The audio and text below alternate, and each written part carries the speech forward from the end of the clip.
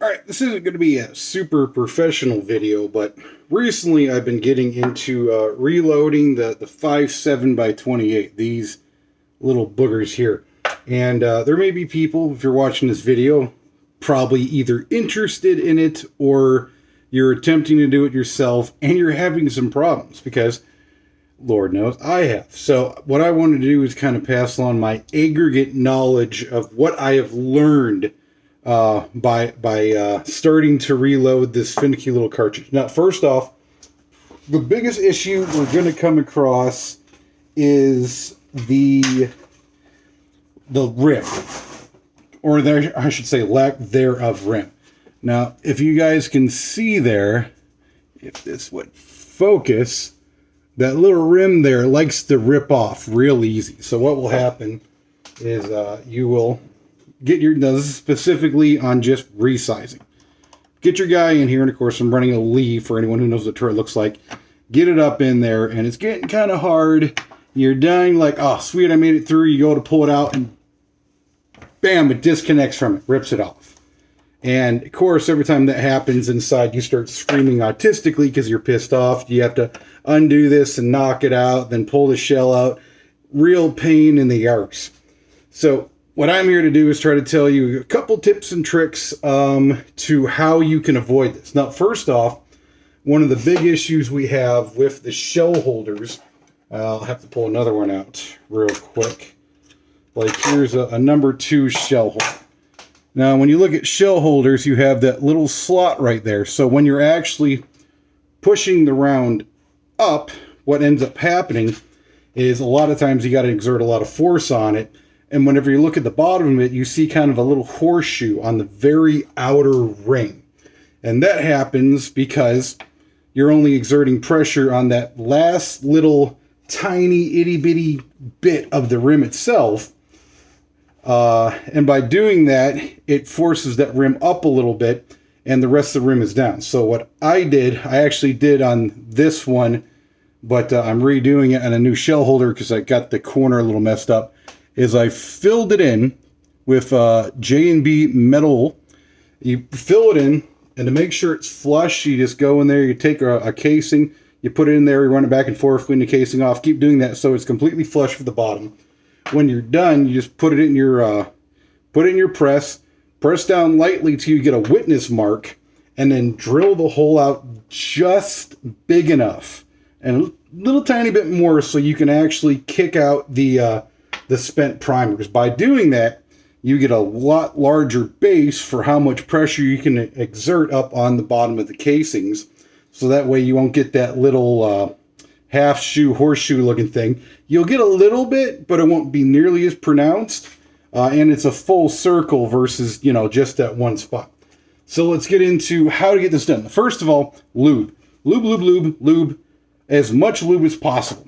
What I've been using is a mixture of the Lee Resizing, which is normally junk, but for some reason works great here, and some RCBS case lube. Put in some Tupperware. Shake. Now, I don't know if you can see this little guy, but it is just gummed with lube. And I'm telling you, you have to. You have to gum these things up in lube.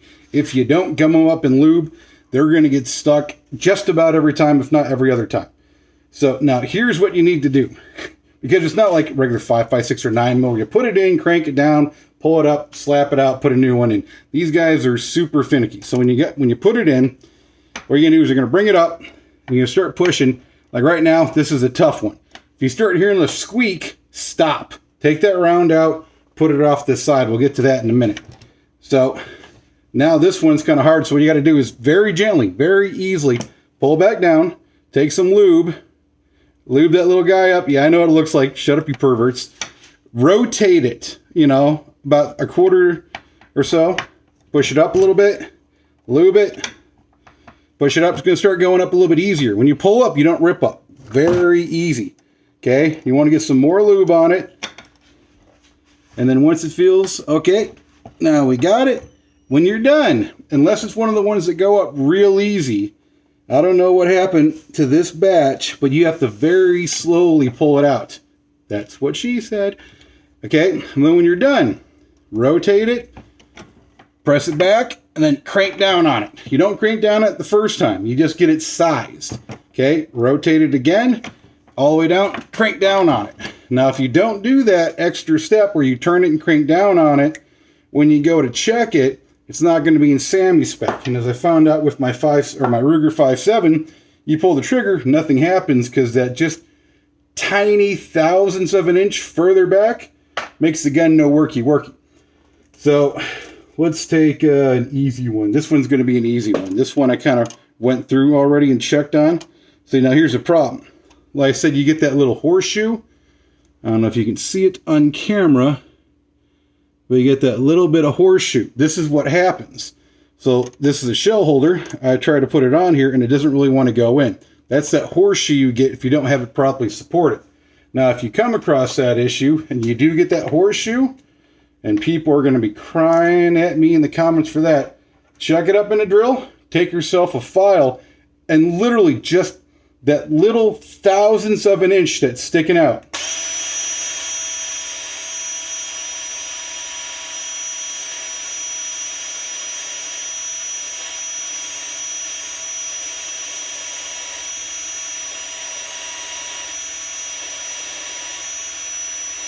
Okay, not much. Like I said, just that little tiny bit that made that horseshoe. I like to call these, you know, they got ghost guns. This is ghost ammo now. So if you can see, I took off just that little burr there. So she'll go in and out. This one I sized before I got my checking die and found out I wasn't pressing down hard enough. So get it up in there. Press her down hard, rotate. Press her down hard. Bam, that one's ready to go. Okay, try to give a more difficult one. Once again, so we got one that hasn't been sized yet. I don't know what's up with this batch of ammo I got from Florida. I don't know if they shot this out of a machine gun or what happened, but all these rounds are a pain in the butt. So start going hard, pull back down, go in there a little bit further, slowly pull back out. Okay, now she's starting to go, so all the way up. Real gently as you can, pull that round back down. Okay, rotate. Now I crank on it. Rotate, crank on it. Do that.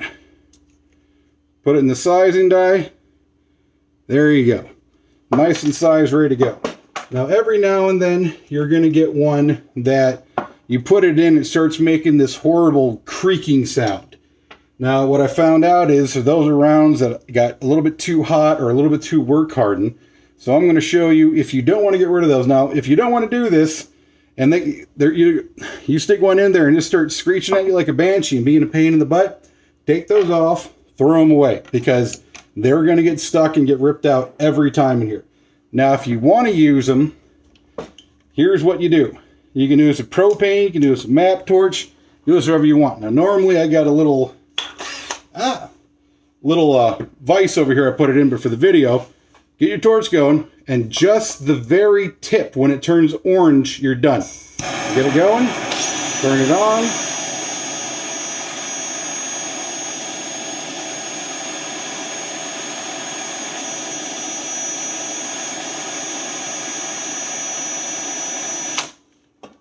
Directly in the water.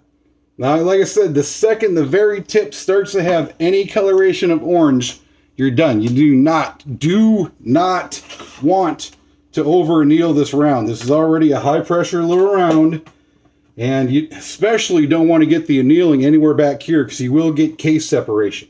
That is a big no-go. Okay, so once you get that, and I'll show you how much easier it is. Let me get a little bit of lube out for her. Yeah, I said that. So now that this one, like let's say, assume this is going to be one of those really tough ones. So I don't have one preset for you guys. So now that it's annealed, yeah, they just go right in, come right out. But you only want to do that on the ones that are super tough. Okay, you don't want to do it to everyone, but that will get them to pop right in, right out. Other than that, like I said, you're going to get a feel of it. When you start getting in there and you start feeling like it's getting kind of grungy, stop, slowly take it back out, take your finger, rub some lube around the tip, rotate it, do it again, just keep working it. And that's why people don't like this this 5.7 round. The powdering, the putting the bullet in, all that stuff is super simple. It's just the case prep. Now cutting that's your own thing. I use one of the little Hornady cutting die guys. Makes it super easy. Put in there, cut it. If you're old school, you can grab one of these guys. What I did when I was first using this is you undo the bolt, you rotate this guy sideways because it has a problem holding on to the small lip.